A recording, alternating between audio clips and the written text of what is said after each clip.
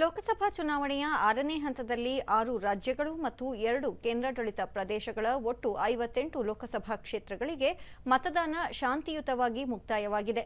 ಸಂಜೆ 5 ಗಂಟೆ ವೇಳೆಗೆ 57.7% ಮತದಾನವಾಗಿದೆ ಎಂದು ಚುನಾವಣಾ ಆಯೋಗ ತಿಳಿಸಿದೆ.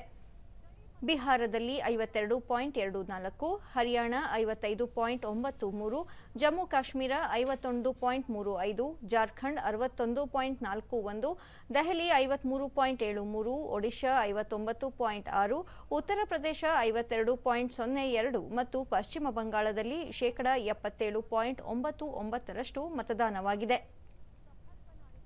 ಒಡಿಶಾ ವಿಧಾನಸಭೆಗೆ ನಡೆದ 3ನೇ ಹಂತದ ಮತದಾನದಲ್ಲಿ 59.6% ಮತದಾನವಾಗಿದೆ.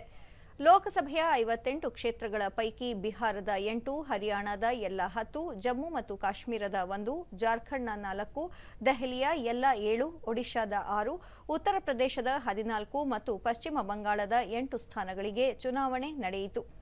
58 ಲೋಕಸಭಾ ಕ್ಷೇತ್ರಗಳ ಚುನಾವಣಾ ಕಣದಲ್ಲಿ 889 ಅಭ್ಯರ್ಥಿಗಳಿದ್ದು, ಅವರ ರಾಜಕೀಯ ಭವಿಷ್ಯ ಮತಯಂತ್ರಗಳಲ್ಲಿ ದಾಖಲಾಗಿದೆ. ರಾಷ್ಟ್ರ ರಾಜಧಾನಿ ದೆಹಲಿಯ ಎಲ್ಲ 7 ಕ್ಷೇತ್ರಗಳಿಗೂ ಚುನಾವಣೆ ನಡೆಯಲಿದ್ದು, ಒಟ್ಟು 161 ಮಂದಿ ಅಭ್ಯರ್ಥಿಗಳು ಕಣದಲ್ಲಿದ್ದಾರೆ. ಬಿಜೆಪಿಯ ಮನೋಜ್ ತಿವಾರಿ ಮತ್ತು ಬಾನ್ಸುರಿ ಸ್ವರಾಜ್, ಆಮ್ ಆದ್ಮಿ ಪಕ್ಷದ ಸೋಮನಾಥ ಭಾರತಿ ಮತ್ತು ಕುಲ್ದೀಪ್ ಕುಮಾರ್, ಕಾಂಗ್ರೆಸ್ನ ಕನ್ಹಯ್ಯ ಕುಮಾರ್ ಹಾಗೂ ಜೆಪಿ ಅಗರ್ವಾಲ್ ಸೇರಿದಂತೆ ಪ್ರಮುಖ ನಾಯಕರ ರಾಜಕೀಯ ಭವಿಷ್ಯಕ್ಕೆ ಮತದಾರರು ಇಂದು ಅಂತಿಮ ಮುದ್ರೆ ಒತ್ತಿದ್ದಾರೆ. 7 ಹಂತದ ಲೋಕಸಭಾ ಚುನಾವಣೆಯ ಮತದಾನದಲ್ಲಿ 6 ಹಂತಗಳ ಮತದಾನ ಪೂರ್ಣಗೊಂಡಿದ್ದು, 7ನೇ ಹಾಗೂ ಕೊನೆಯ ಹಂತದ ಮತದಾನ ಜೂನ್ 1ರಂದು ನಡೆಯಲಿದೆ. ಜೂನ್ 4ರಂದು ಎಲ್ಲ 7 ಹಂತಗಳ ಮತ ಎಣಿಕೆ ನಡೆಯಲಿದೆ.